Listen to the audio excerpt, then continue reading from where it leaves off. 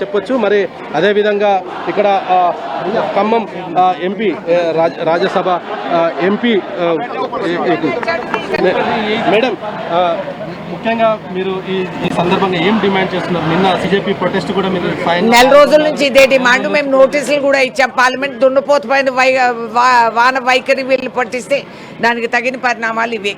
విద్యార్థులంతా కూడా నిన్న అనేక మందికి లాఠీ చార్జ్ తోటి దెబ్బలు తగిలినాయి. వాళ్ళంతా కూడా ఈరోజు జంతర్ మంతర్ దగ్గర ధర్నా చేస్తున్న పరిస్థితి కూడా మీరు వాళ్ళందరికీ కూడా సంఘీభావం తెలిపారు. అయినప్పటికీ కూడా ప్రభుత్వం నుంచి ఎటువంటి స్పష్టమైన హామీ ప్రజాస్వామ్యం ఉందండి. వీళ్ళు సచ్చినట్టు కొండ దిగి రావాలా, వాళ్ళు దిగి వస్తారు. బేటా ఏక్ మినిట్, హమ్ మీడియా కర్ రే, రుకో.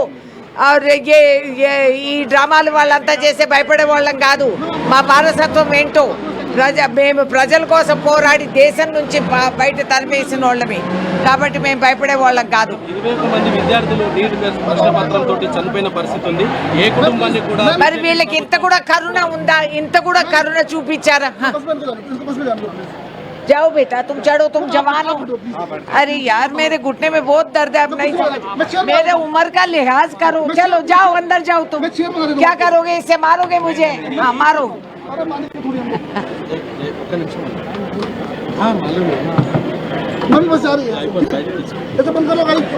यादव जी, आपका मजबूरी मैं समझ सकती हूँ. ओके, उसी का इंतजाम करो ना. मैं इसीलिए तो बैठी हुई. इधर आ जाओ మేడం. 21 మంది విద్యార్థులు చనిపోయారు. అయినప్పటికీ కూడా కేంద్రం నుంచి ఎటువంటి ప్రకటన రాలేదు. నిన్న సిజేపీ వాళ్ళు కూడా ప్రతి కుటుంబానికి ₹1 నష్టపరిహారంతో పాటు ప్రభుత్వ ఉద్యోగం కూడా ఇవ్వాలని కోరారు. అయితే అయినప్పటికీ కూడా ప్రభుత్వం నుంచి ఎటువంటి స్పందన రావట్లేదు.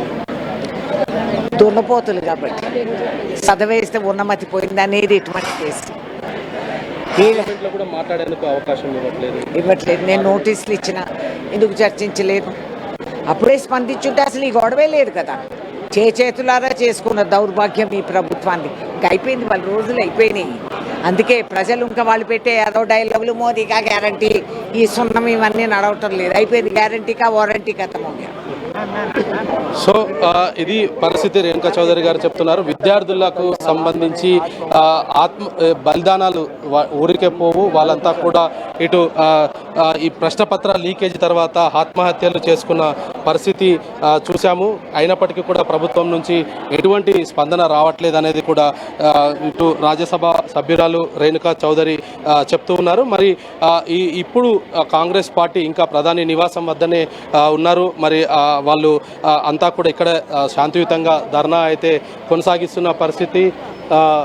మరి కాంగ్రెస్ పిలుపు మేరకు ఇక్కడికంతా కూడా ఎంపీలు చేరుకోవడం జరిగింది.